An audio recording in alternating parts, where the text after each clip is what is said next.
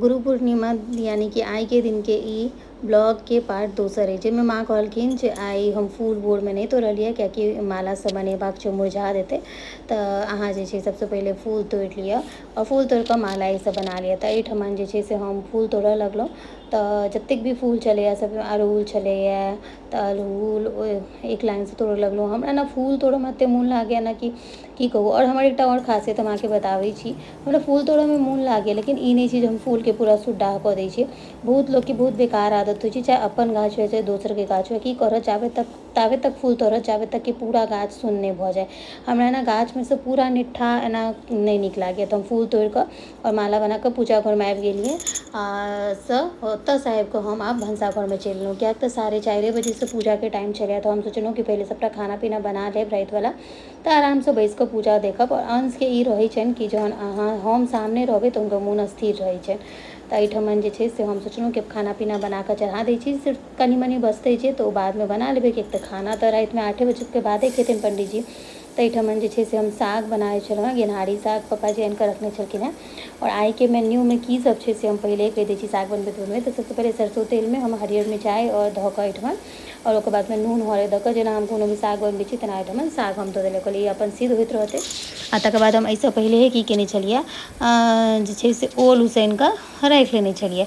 मेन्यूमे छै ओलके सन्ना, साग भूजल, तकर बादमे मटर पनीरके तरकारी जेकि अंशके फेवरेट और पसंदीदा छनि।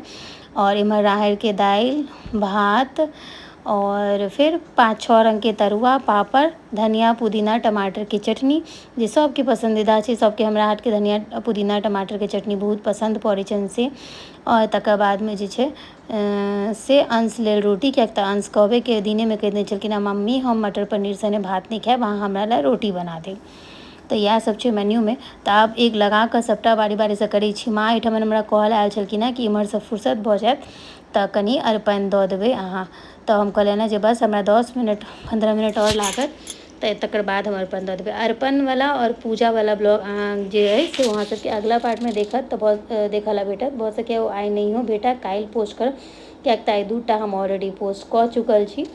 तऽ इम्हर हम ओलके सन्ना जे छै से किएक तऽ ओलके एकटा ई होइ छै ने कि ओकरा गरमे गरमे गूड़ि लिअ तऽ ठीक रहै छै, नहि तऽ फेर बादमे मतलब कठोर भऽ जाइ छै। तऽ इम्हर ओल हम जे छै से मिलबै छलहुँ हेँ। इम्हर हमर साग भऽ गेल छलै। साग जहन पूरा नीकसँ भुजा जाइ छै तकर बाद ओहिमे कनि ऊपरसँ सरसो तेल और हरियर मिरचाइ दऽ देबै और दऽ कऽ बस मिला कऽ ओकरा बर्तनमे हम अजबारि लै छी। बहुत लोक नीचा उतारि कऽ फेर ओकरा हाथसँ सनै छथिन, लेकिन हम जे छै से की करै छी पूरा लोहिएमे खूब नीकसँ मिला लै छी और बस ओहिमे सरसो तेल और मिरचाइ दऽ कऽ मिला लै छी। कि हमरा ने मिरचाइसँ एकटा बहुत बड़का समस्या अइ कि अगर हम छू लै छियै तऽ हमरा हाथ बहुत बेसी भकभकाए लगैए। अहूँ सबके साथ एना होइए कि नहि कहब, बहुत गोटाके नहि लागै छै, आसानीसँ कऽ लै छथिन लेकिन हमरा लागैए। तकर बाद माँ जे छै से मुन्नीके पठा देने छलखिन हेँ, यानी कि हमर जे हेल्पर छथिन जो दीदीके किछु मदद लगतै काट कूटमे तऽ कऽ देत। आयल छलै किछु किछु केलक है। तकर बाद हम कहलियै जे जो अचारके तेल निकालि कऽ लेने आ कनि देबै ओलके चटनीमे।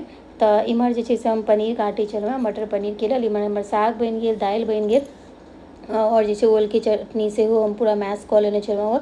और इम्हर हम मसाला तैयार करै छलहुँ हेँ मटर पनीरके लेल। तऽ ई जे हमर हेल्पर छलै ओ पूछै छलै जे दीदी हमरा बताउ मसाला की तैयार केलियै, अहाँके हाथके तरकारी बिना प्याज लहसुनके बहुत स्वादिष्ट बनैए।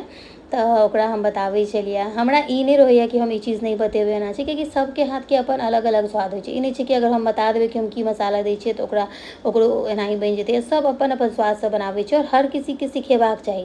अहाँके की आबैए से मैटर नहि करै छै, अहाँ दोसरोके सिखाबियौ ओ मैटर करै छै। तऽ इम्हर हम जे छै शिमला मिर्च और मटर दऽ कऽ एकरा भूजै छलियै। जीर हींगके बस फोरन देने रहियै और 2 दालचीनी खसा देने रहियै, किएक तऽ बिना प्याज लहसुनके सबटा खाना बनतै, पंडीजी खेथिन, भोजन हेतै ओहि दुआरे। और हम की करै छी मटरके भूजि कऽ बनाबै छी, उसैन कऽ नहि। पता नहि किया हमरा ने उसनलवलाके टेस्ट ओतेक पसन्द नहि आबैए ताहि दुआरे। और इम्हर हम साथे साथे ओलके चटनी सेहो बनबै छलहुँ हेँ और मटरके मसाला दै छलियै। माँ फेर रिमाइंड करऽ लेलखिन कि भऽ गेल तऽ जल्दी चलू, टाइम भऽ गेल छै, आब ई सब बादमे करब, कनिक अरपन दऽ दियौ। तऽ बस हम एकरा झाँपि देलियै, कहलियै कि आब ई जाबे तक भुजेतै और तकर बाद एहिमे झोर तोर धऽ कऽ एकरा सीटी लगा देलियै। भुजलाके बाद हमर तरकारी सब तैयार अइ। हम सोचलहुँ कि किचनसँ जे हमर आधा काज खतम भऽ जायत ने तऽ हम चैन भऽ जायब। इम्हर राहरिके दालि अइ और मटर पनीर, तकर बाद अरवा चाउरके भात, एतऽ जे छै से अहाँके साग, ई चटनी अइ ओलके चटनी और एतऽ तरुआ सब हम आधा बना लेने छलियै और आधा छलियै कि गरमे गरमे बनाबऽके छै, मतलब जेना आलू सबके तरुआ बना लेने रहियै। तऽ अगला वीडियोमे अहाँ सबके पूजाके पूरा वीडियो देखाबै छी, ठीक।